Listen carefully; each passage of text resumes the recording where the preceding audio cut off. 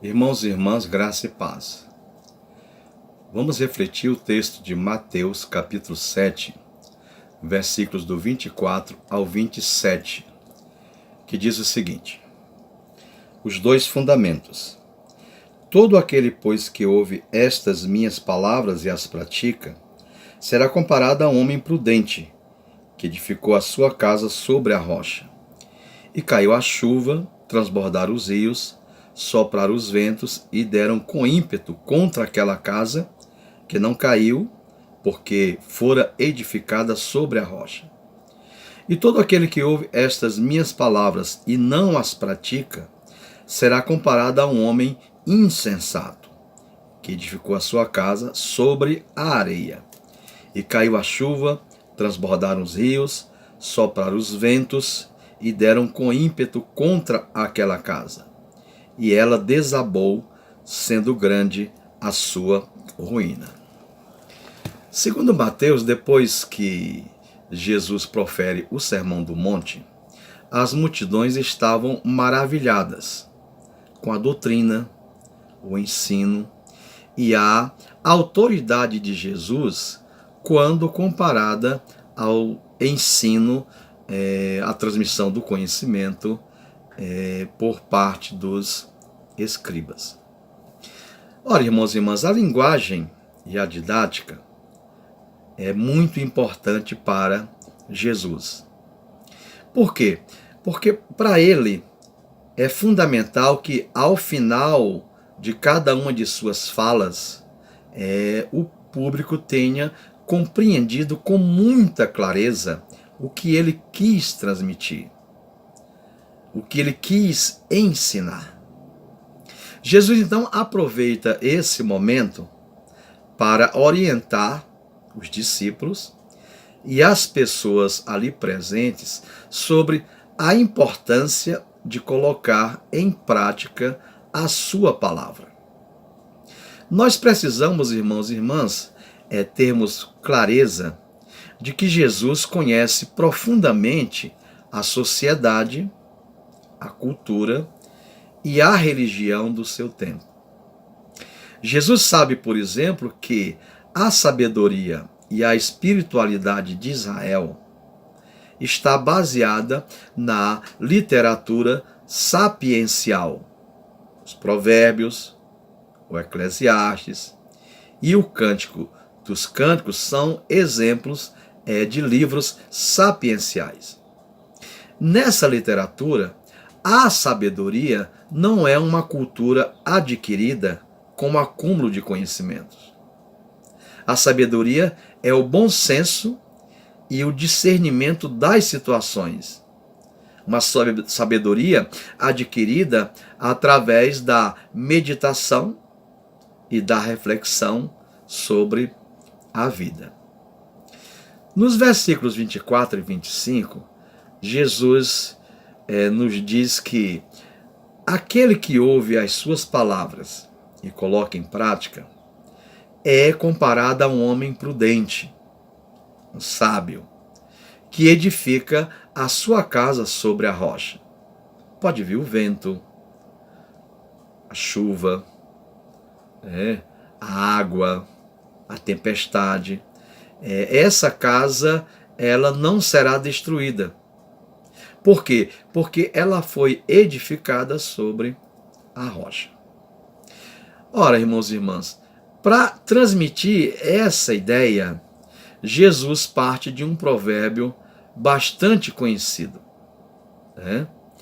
É o provérbio 10, 25, que diz o seguinte: Como passa a tempestade, assim desaparece o perverso, mas o justo tem perpétuo fundamento.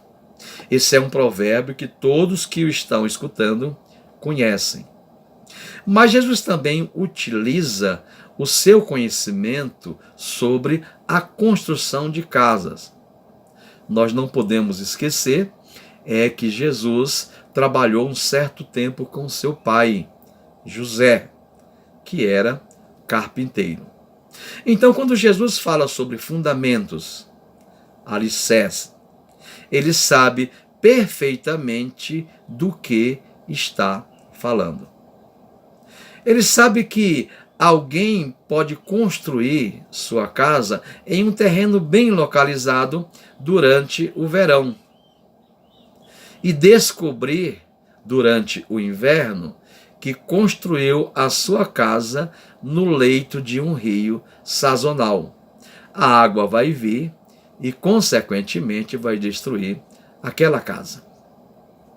Ou então, a pessoa também durante o verão pode encontrar um terreno plano, arenoso, e já imediatamente começar a construir a sua casa, sem cavar até chegar à pedra, para só então começar a sua construção. Quando vier a água, quando vier a tempestade, consequentemente, essa casa também vai cair, também vai ruir.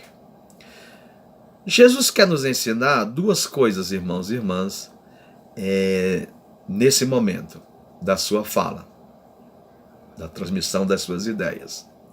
Primeiro, que o homem prudente, o sábio, ele possui bom senso. Não se deixe impressionar pelo terreno nivelado e sem rocha, como se já estivesse pronto para construir. Assim, segundo Jesus, deve ser a nossa vida espiritual. Ela deve estar inteiramente vinculada e edificada em cima da palavra dele, que é a rocha. Por quê? Porque o simbolismo chuva, tormenta, representa as dificuldades que enfrentamos no dia a dia quando somos fiéis a Deus, quando somos fiéis à sua palavra. Nos versículos 26 e 27, Jesus então utiliza a ideia contrária. Todo aquele que ouve as suas palavras e não as pratica é comparado a um homem insensato, um nécio, que constrói a sua casa sobre a areia. Vem o vento, vem a chuva, vem a tempestade e, consequentemente, essa casa ela vai desabar. E Jesus diz que então será grande a ruína deste homem. Jesus, nesse momento, quer nos ensinar, irmãos e irmãs, que o homem prudente, o sábio, e o insensato, o nécio, eles podem viver simultaneamente na mesma região, na mesma cidade, no mesmo momento histórico. Suas casas, por um longo tempo, podem até parecer igualmente seguras. Mas nós sabemos que quando vier a tormenta, a casa do insensato, a casa do nécio, certamente vai ser destruída. Jesus então está querendo dizer para os discípulos e os ouvintes porem em prática os seus ensinamentos. E os seus ensinamentos só poderão ser colocados em prática através da obediência à sua palavra. Agindo assim, segundo Jesus, nós estaremos bem fundamentados, edificados, seguros na palavra de Deus e não no nosso próprio conhecimento. Duas lições nós podemos tirar, irmãos e irmãs, para o nosso viver diário atualmente. Primeiro, diante do exposto, eu penso que a tempestade é a chave, é o eixo para nós compreendermos esse ensinamento de Jesus. E não a rocha, nem tampouco a areia. Por quê? Porque o insensato não é somente quem constrói a casa sobre a areia. Insensato é todo aquele que não sabe prever E prever o quê? Que virão tempestades, ventos e enxurradas na direção da vida de todos aqueles que procuram no seu dia a dia permanecerem fiéis a Deus e à sua palavra. Jesus deixa claro, então, irmãos e irmãs, que o homem prudente, o homem sábio, constrói sobre a rocha porque ele tem clareza, ele sabe que a perseguição é inevitável.